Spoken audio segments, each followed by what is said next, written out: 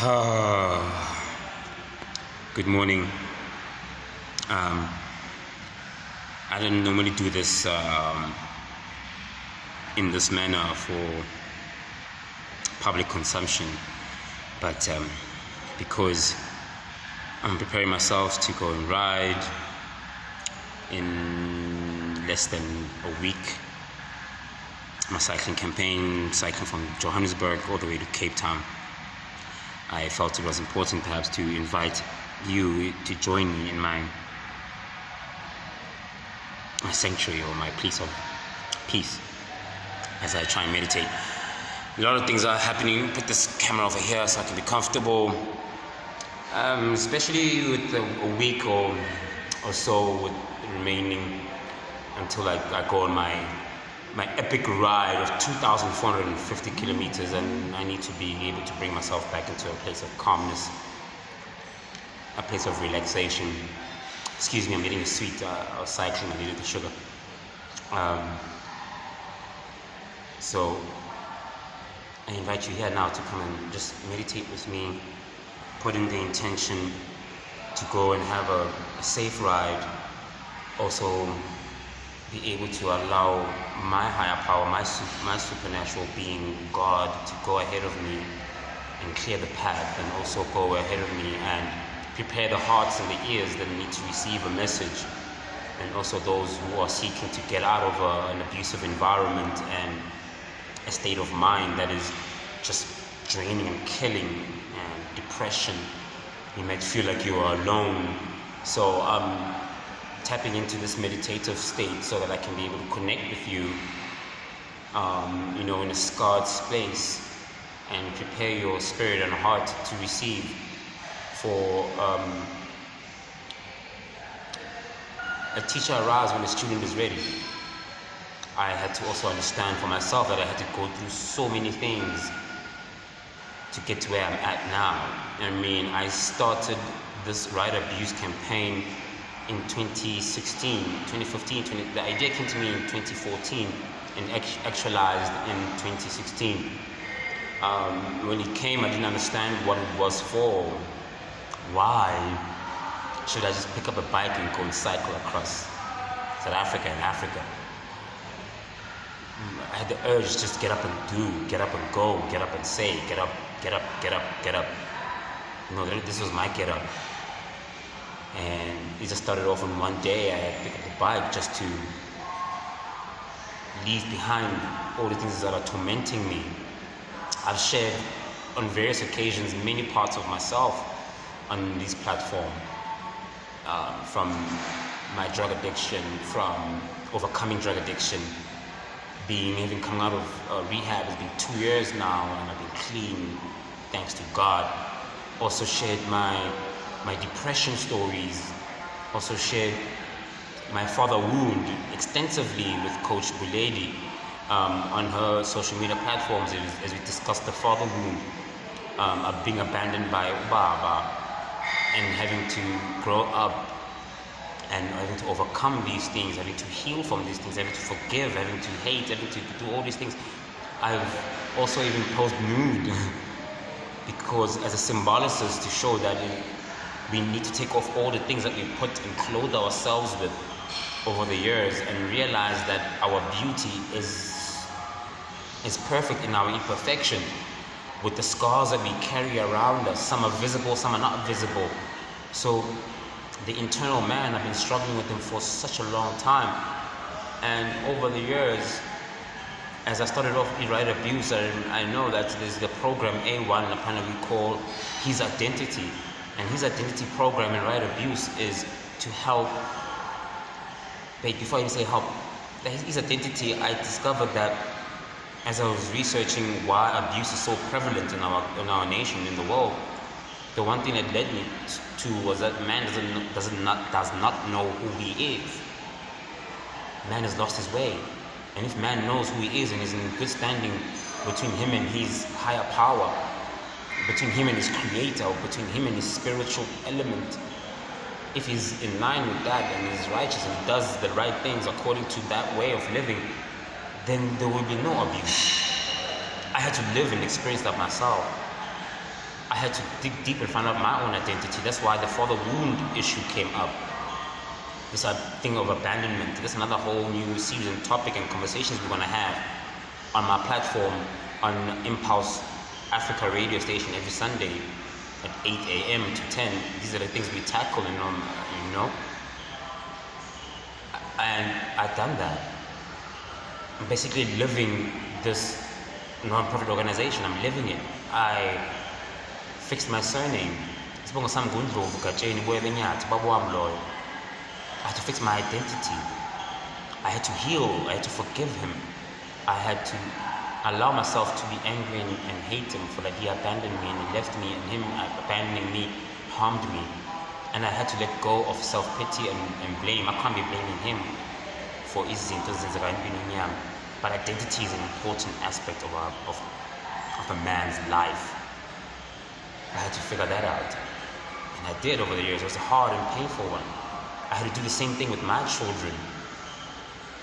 Knowing my identity gives them their identity. Me fixing the past mistakes of absentee father. Maybe something happened to my dad. I changed that. I had to go through that. And it was in this state that I was able to have the strength, the wisdom, the courage to go through that process. It's an emotional process. I've read many stories about men and people trying to find their fathers and their surnames and re-establishing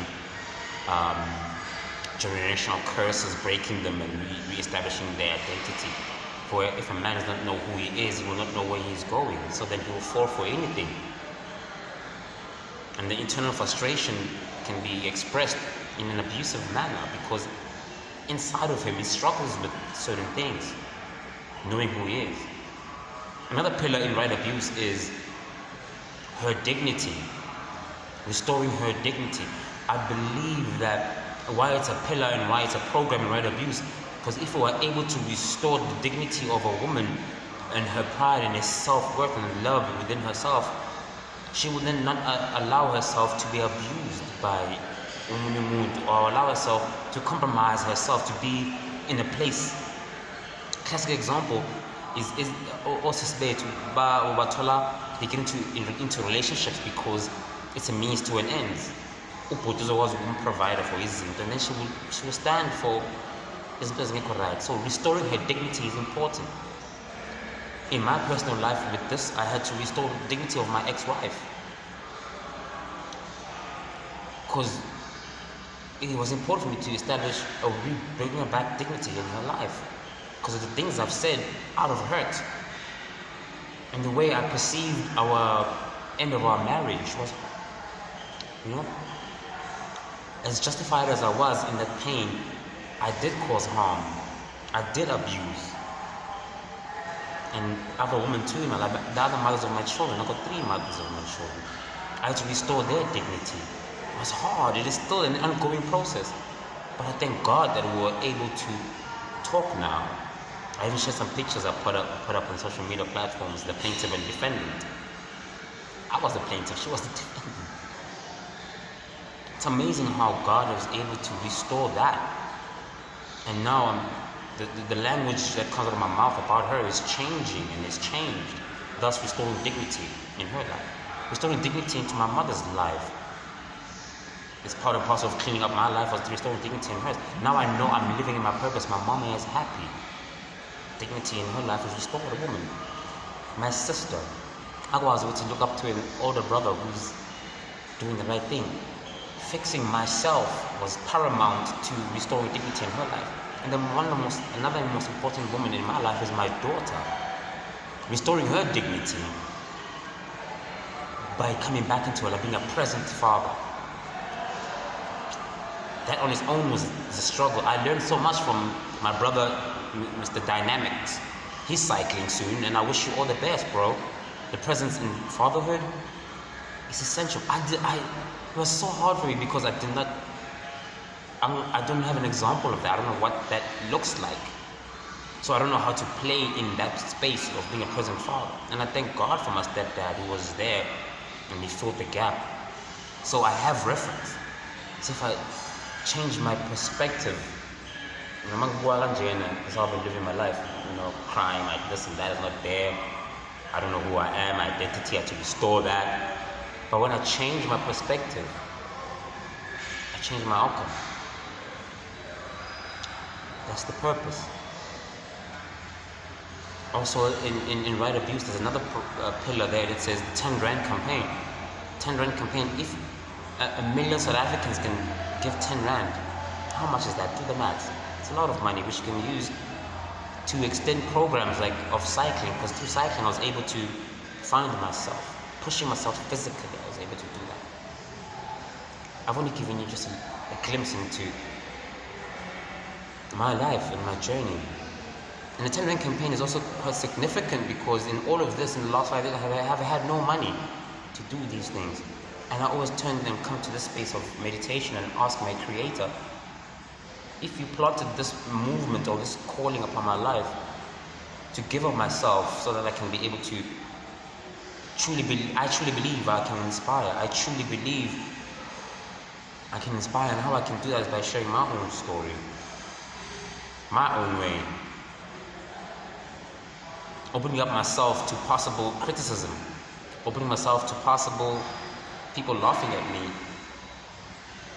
dismissing me, saying the most horrible things. That's okay, because at this moment, ngiyazazi ukuthi ngubani. And I've harmed as a man, and I've stood still and watched harm take place. I'm not a superhero. I'm just a man who seeks to provide for his family. I'm present in my children's lives now. In many areas, but I'm present. And with mama, sisters, women, I'm proud of you, and I learned so much from you, and I'm grateful for you. And in a huge way, I'm doing this for you, and I'm doing this for your children and our children. When I started off this video, I wanted to also request and ask for help, financial help, ask for favors and ask for support. I feel like I don't want to do that right now, because I wanted to invite you to a meditative space. So wherever you may be, or whatever you are doing, I want to share with you part of me. And that is breathing, meditating. So try and find a comfortable place. I don't know if you can see me. I'm at my gym, SBK gym. There's really amazing people there. Sponsored me with gym and a space for me to do meditation, and a space for me to also work out and train, because I'm also a fitness coach. It's in Attersville, beautiful place. But now let's get comfortable for the purposes of us to meditate. Let's get comfortable. As you can see, I'm wearing the Teddy Bear Foundation. They do great work helping abused kids. Get comfortable. Set your intention correct. Empty yourself. All the bad things, good things, everything that has happened to you in the last 24 hours, 48 hours, the last week. And I need you to acknowledge the presence of these things. Don't participate in them. Don't think of solutions. Don't do anything. Just get yourself into a comfortable place. Make sure your back is straight if you're seated. And if you want to lie down on your back, you can. I have a mat, Minalana. I tend to lie down sometimes. I normally do this with music, but sometimes it's important to have silence. Now the whole aim, get a deep breath in your nostrils. You feel that air come in, you hold it and then let it out with your mouth.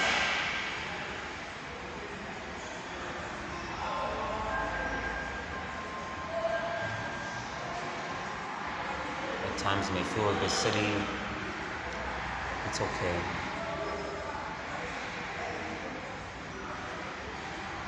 At times you may feel a feeling or a thought of you don't know what you're doing. That's okay.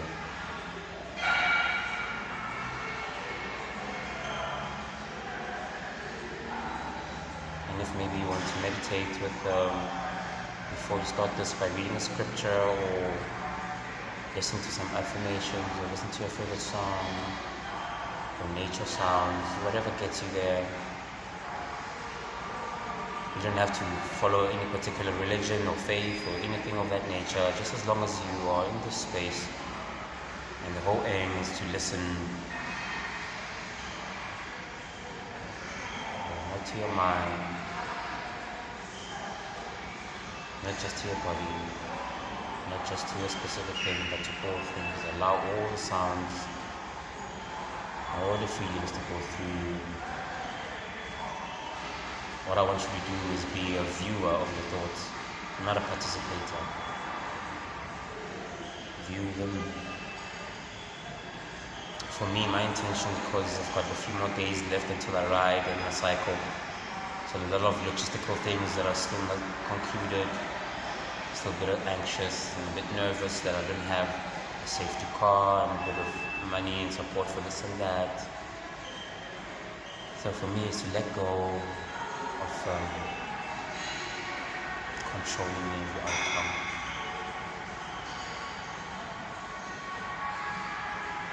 For me, it's to re-establish my why and my purpose, why I'm doing this. It's not for glory. It's not that I may be seen.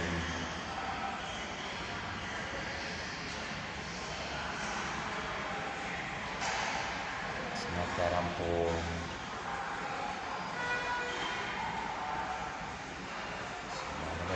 Everything that is not it, all I'm left with is what is.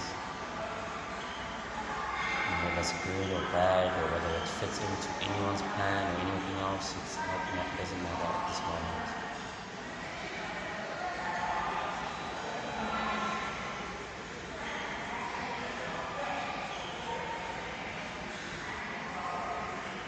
And for the next 10 seconds, we're going to follow our breaths and listen to our breath. And if maybe following your breath is not right, you can do a humming sound, a vibration through your body like this.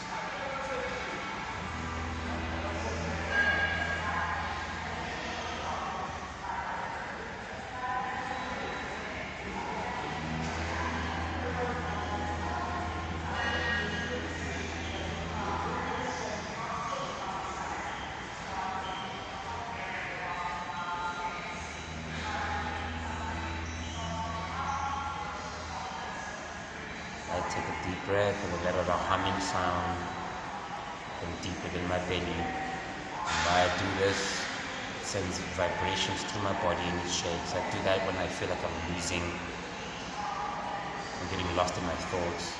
So I do that vibration sound and it calms my nerves, my mind, and the body feels like it's in the moment, in the time.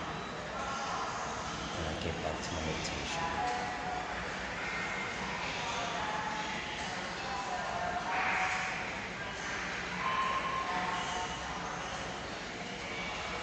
More relaxed, more comfortable in my own skin. Not worried about what it looks like, feels like. And when this happens, I want you to notice.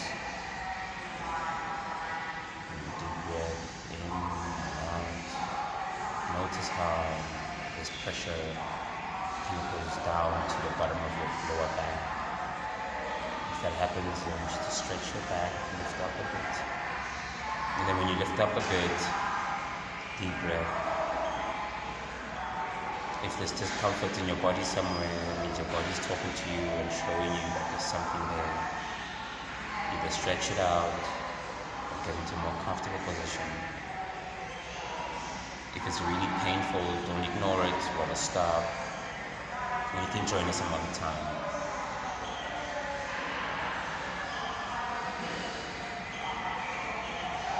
As you deep breath in, breathe in worthiness, value. You are valuable, you are worthy, just as you are. Just as you wake up. Before you even brush your teeth, you can say hi to anybody. You are valued. Firstly to yourself. Because you wake up to yourself first, you wake up to your body, you wake up to your mind, you wake up to everything around you.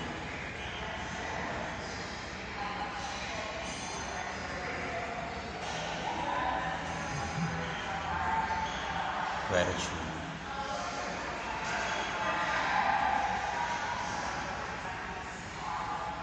I'm grateful for each and every obstacle I went through. I'm grateful for each and every vulnerable state I had to be in. I'm grateful for each and every tear I had to drop. I'm grateful for each and every loss that I had, each and every rejection and no I've received. I'm grateful for not having money at this moment. There might be a reason and a purpose. I'm grateful that my mind and my intentions are focused into gearing to getting money to feed my family. I'm grateful and prepared for my cycling, for their hearts and ears that need saving and helping. And I believe in sharing with them, I also can help them transform. And I know that there's a man, there's a woman, and there's a child out there that I'm connecting with spiritually. I love you. Get time. Get out. You are not alone. And I take each and everyone's prayers, combine them into one big bottle. All our prayers, all our connection with our higher power, all our dreams and wishes, putting it into a Christmas list for this year.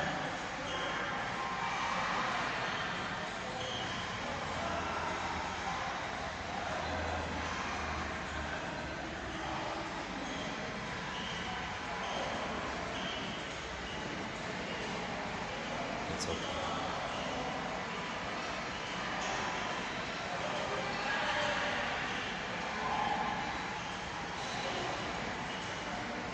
In this meditative place, what do you see?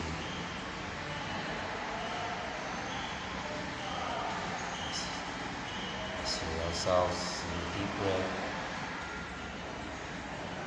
Now you're standing by the foot of a river. Your toes are dabbling in water.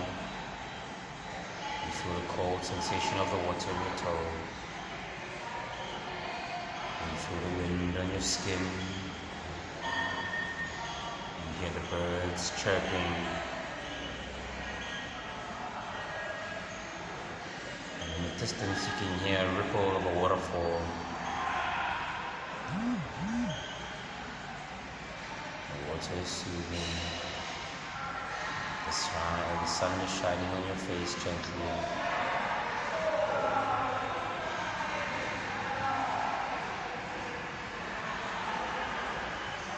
It's just you and your Creator.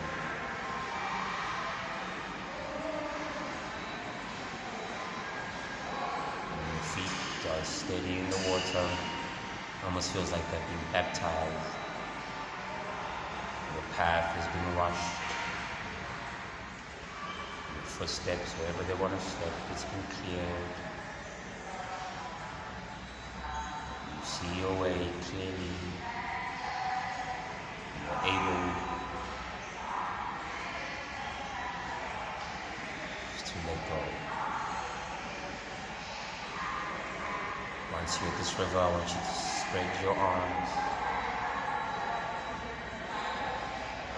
Open up your palms to receive. Like this, just to open up your palms in a receiving manner.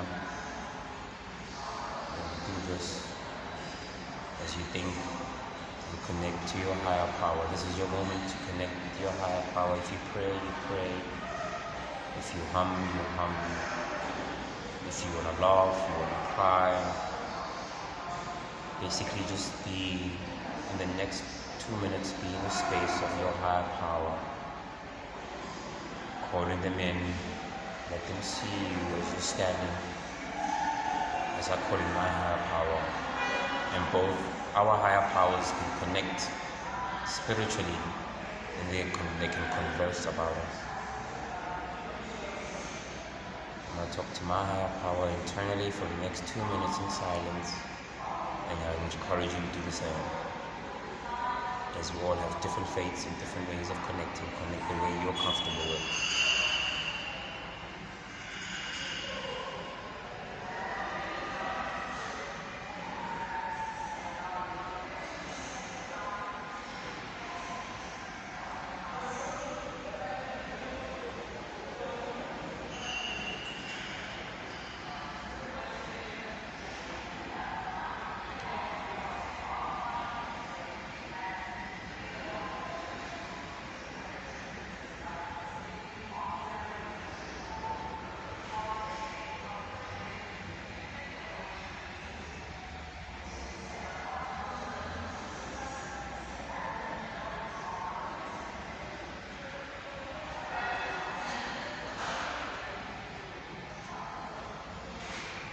Rest your arms if they're a bit heavy.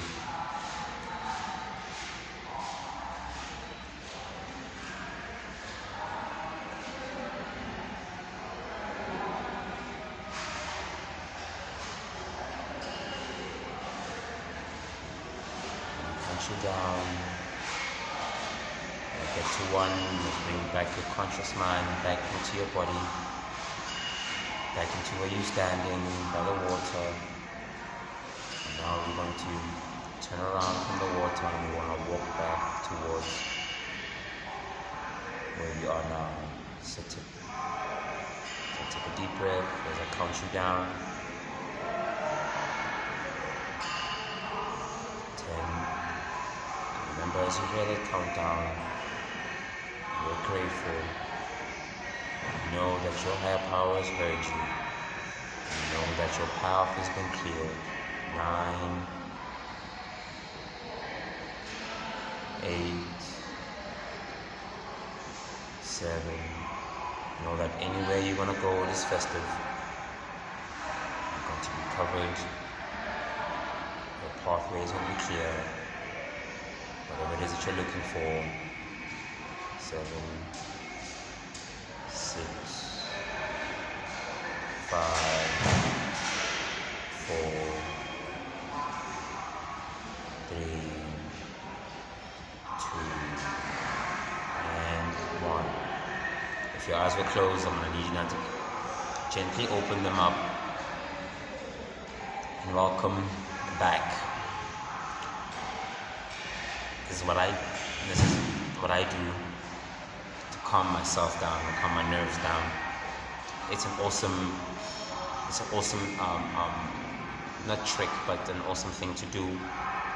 Mindfulness just basically means being aware of yourself and being conscious of yourself, of your feelings, of your thoughts, of your body, of things that have happened and things that are about to happen.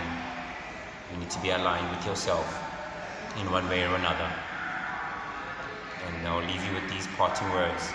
There is no one true path to enlightenment. There is no one true path to enlightenment. And if you have found your way that is good for you, it is not right then to look at another person's way and judge and say that is not the right way to receive enlightenment or to receive an elevation spiritually. So what that basically means is that if you're a Christian, you can't be looking at a Hindu and say that they are wrong. And if you're a Hindu or you're a Muslim, you can't be looking at umuntu ophahlayo, umuntu owenza ithakazelo, umbuke umbheke ngendlela yokumbukela phansi. No. There is no one true way or path to enlightenment. As long as you found your true way, I pray that your God of your understanding may help you in your own enlightenment, and you may shine your own light in your own heart and give others permission to shine their light in their own lives and to others. I love you, and until we meet again, namaste and have a blessed day.